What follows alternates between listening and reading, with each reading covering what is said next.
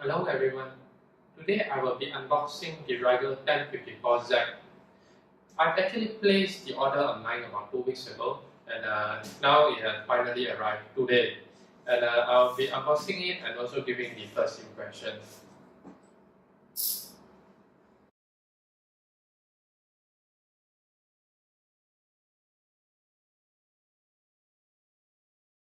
Initially, I wanted to purchase the cheaper handbag and I was also considering the Rigol 1052E, which is the predecessor of this. But finally, I decided to spend slightly more money to get this version instead because it comes 4 channel. Inside the box, what we have is the 4 probes.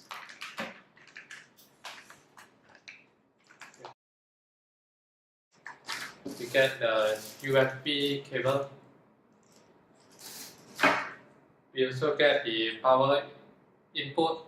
However, because I actually bought it from the Chinese website, it is for the China market, and so I will need to get my own. And here we have the manual. Let us have a look. The manual comes in dual language.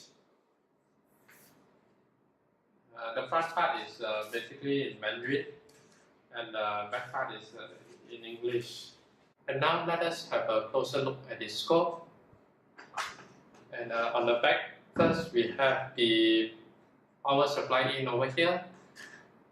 These two, we have the LAN as well as the USB output, and here we have the trigger out. And then now the front, typical the LCD screens and all the buttons here. Let us power it up and see what we get. Surprisingly, this looks quite solid.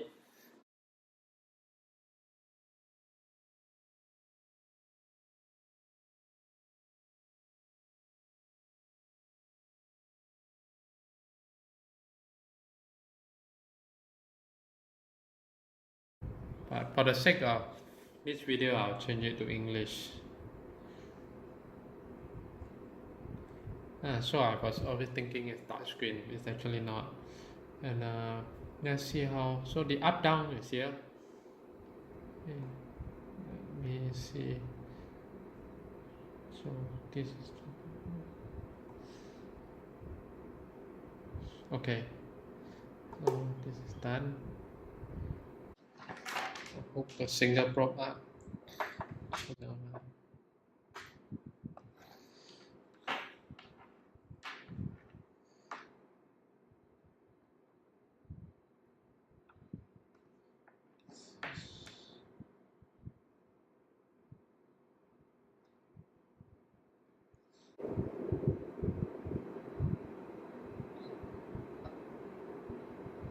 I'll switch on channel 3 and channel 2.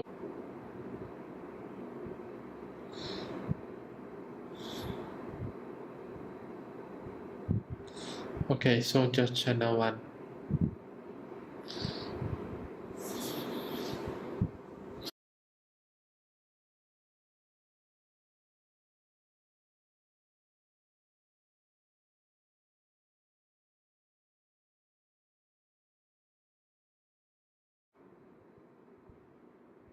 So this is where you set the vertical setting.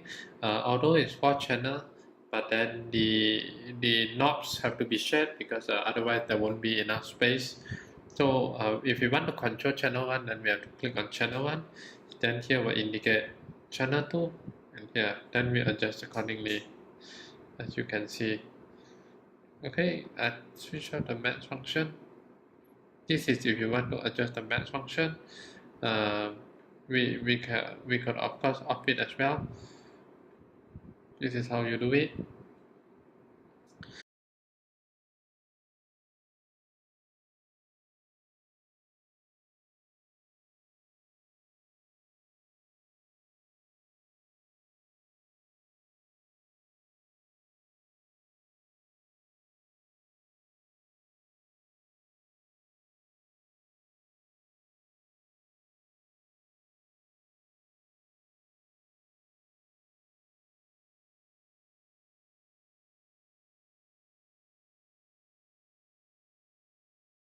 So I think that's all for now.